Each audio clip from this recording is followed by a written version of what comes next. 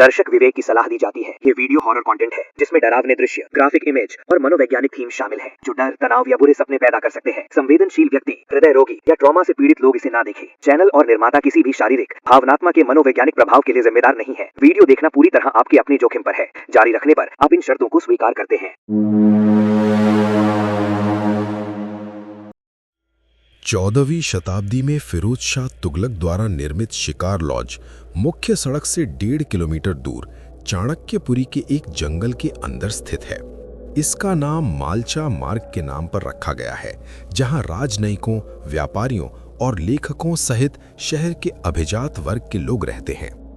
महल सदियों तक खाली पड़ा रहा, इससे पहले कि ये एक रहस्यमयी परिवार के घर के रूप में सुर्खियों में आया, जो अवध के नवाब के वंशज होने का दावा करता था।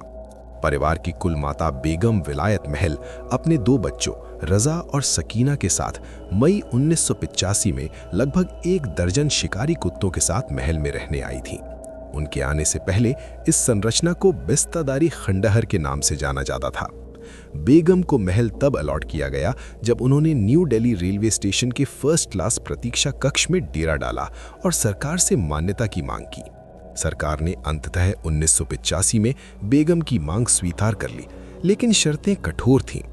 महल में कोई बिजली नहीं होगी, कोई पानी का कनेक्शन नहीं और परिवार को किसी भी सरकारी सहायता की उम्मीद नहीं रखनी चाहिए। बेगम ने बिना किसी हिचकिचाहट के ये सब स्वीकार कर लिया।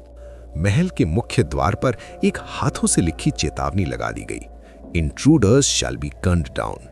पड़ोसियों को पता नहीं था कि परिवार के पास कोई बंदूक थी भी या नहीं, लेकिन बेगम की आंखों में जो दृढ़ता थी उससे किसी को भी परखने की हिम्मत नहीं हुई। बेगम और उनके बच्चे महीनों में 1-2 बार बाहर निकलते थे, बाकी पूरे समय महल में न कोई अंदर जाता न बाहर आता। वे न कभी किसी से बात करते, न किसी की बातों का जवाब देते। सालों तक ऐसा ही चलता रहा। 1993 में बेगम विलायत महल की मृत्यु हो गई। कुछ लोगों का कहना है कि उन्होंने कुचले हुए हीरे निगले थे, लेकिन इसकी कोई पुष्टि नहीं हुई। जो भी हुआ, उनके दोनों बच्चे अब अकेले थे, एक ऐसे महल में जो सड़ रहा था, जहां छत से पानी टपकता था और जहां सांपों और चमगादड़ों ने डेरा डाल लिया था। सकीना और रजा ने बाहरी दुनिया से हर संपर्क तोड़ लिया। उनका महल से निकलना अब बिल्कुल ही बंद हो गया था। वे अपने शिकारी कुत्तों के साथ रहते थे, जो एक एक करके भूख और बीमारी से मरते गए। महल के आसपास के लोग कभी कभी उन्हें जंगल में घूमते देखते थे, मैले कपड़ों में, जैसे वे समय में पीछे रह गए हों। कुछ सालों बाद सकीना गायब हो गईं। कोई नहीं जानता कि वो कहाँ गईं और क्यों। रजा अब पूरी तरह से अकेले थे, 21वीं सदी की दिल्ली के बीच में एक 14वीं सदी के खंडहर में रहते हुए। 2 सितंबर 2017 को राजकुमार अली रजा का शव महल के अंदर पाया गया। 60 वर्ष की उम्र में वे अकेले मरे, भूख, बीमारी या शायद बस हार से। जब अधिकारी महल में गए तो उन्हें एक ऐसा दृश्य मिला जो किसी भूतिया कहानी से ज्यादा डरावना था। दशकों का कचरा, सड़े हुए कपड़े, टूटी हुई दीवारें, कुत्तों के कंकाल और दीवारों पर लिखी अस्पष्ट पंक्तियां। स्थानीय लोगों का कहना है कि महल के अंदर जाने की हिम्मत बहुत कम लोगों ने की है। पास की कॉलोनी के 2 दोस्तों ने कॉलेज के समय में चैलेंज के तौर पर एक शाम महल में घुसने की कोशिश की। उन्होंने बताया कि जैसे ही वे टूटी हुई दीवार से अंदर कूदे, उन्हें बाग में पुरानी जंग लगी जंजीरें और टूटी हुई लोहे की रिंगें पड़ी मिली, जिनसे कभी शिकारी कुत्ते बंधे रहते थे। उनमें से एक ने कसम खाकर कहा कि वो एक बूढ़ी औरत से मिला, जो उसे अपने दोस्त को छोड़कर भाग जाने के लिए कह रही थी। लेकिन जब उसके दोस्त ने पीछे से आकर टॉर्च मारी तो वहां सिर्फ काला कपड़ा लटका हुआ था। एक गार्ड, जिसे कुछ समय के लिए आसपास की सरकारी जमीन की देखरेख की ड्यूटी मिली थी, रात की शिफ्ट से साफ मना कर देता था। उसका कहना था कि रात के लगभग 2 या 3 बजे महल के अंदर से बर्तन खनकने की आवाज आती है, जैसे कोई बहुत पुरानी रसोई में कुछ ढूंढ रहा हो। वो कहता था कि कभी कभी टॉर्च की रोशनी दूर से महल की टूटी खिड़की पर पड़ती तो उसे कुछ पल के लिए किसी का साया दिखता, लेकिन जब वो उसके करीब जाता तो सिर्फ काली अंधेरी दीवारें दिखाई देती।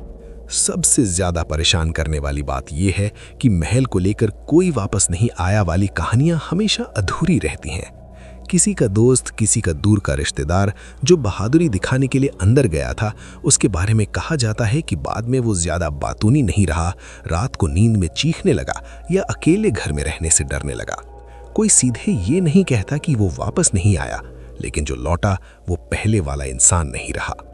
इस महल की टूटती दीवारें, जंग खाए फाटक और सूखे पेड़ों की परछाइयां मिलकर ये याद दिलाती हैं कि कभी-कभी डर भूतों से नहीं, इंसानों की अधूरी जिदों और टूटी हुई जिंदगियां से पैदा होता है। जो भी इस खंडहर के पास से गुजरता है, उसे कोई परछाई दिखे या ना दिखे, लेकिन एक बात जरूर महसूस होती है कि इस जगह से लौटने वाला हर आदमी अपने साथ एक अदृश्य बोझ, एक अनकही खामोशी और ये सवाल लेकर जाता है।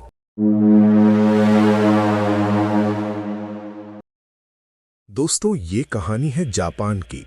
वहां की लोक कथाओं के अनुसार जापान की सड़कों पर रात को एक कुचिसके ओन्ना नाम की एक महिला की आत्मा घूमती है, जिसका मुंह दोनों कानों तक कटा हुआ है। ये महिला अपने मुंह को किसी मास्क या किसी कपड़े से ढके रखती है और अपने हाथ में एक धारदार हथियार लिए हुए जापान की सड़कों पर लोगों के घरों के बाहर और इधर-उधर घूमती रहती है। और बहुत से लोगों ने इस महिला को देखा भी है। कुछ लोगों का कहना है कि जब हम बहुत से लोग होते हैं तब तो ये महिला हमें कुछ भी नहीं कहती, लेकिन जैसे ही कोई व्यक्ति उसे रात को सड़क पर अकेला मिलता है तो ये महिला उस अकेले बैठे व्यक्ति के पास जाती है और उससे पूछती है, क्या मैं खूबसूरत हूँ? और जब कोई व्यक्ति उस महिला से कहता है नहीं, तुम खूबसूरत नहीं हो, तो वो महिला उस व्यक्ति को धारदार हथियार से मार देती है। और अगर वो व्यक्ति पहले हाँ कह देता है तो वो महिला फिर अपना चेहरा दिखाती है और उस व्यक्ति से एक बार फिर पूछती है कि क्या वो खूबसूरत है? और अगर तब वो व्यक्ति मना कर देता है तो वो महिला उस धारदार हथियार को उस व्यक्ति के कान में घुसा देती है और उस व्यक्ति को मार देती है। और अगर वो व्यक्ति हाँ कर देता है तो वो महिला उस व्यक्ति का मुंह भी अपनी तरह काट देती है और उसे भी अपनी तरह ही बना देती है। दोस्तों, वहां के लोगों ने जब इस बात की सच्चाई जानने की कोशिश की और उस महिला का पीछा भी किया, लेकिन वो महिला एक जंगल में जाकर गायब हो जाती है। वहां के लोगों का मानना है कि वो महिला रोज इसी जंगल से आती है और उसे जो भी व्यक्ति सड़क पर अकेला दिखाई देता है वो उसे मार डालती है। दोस्तों, ये कहानी आपको सुनने में एक बनी बनाई कहानी जरूर लग सकती है, लेकिन ये एक सच्ची कहानी है।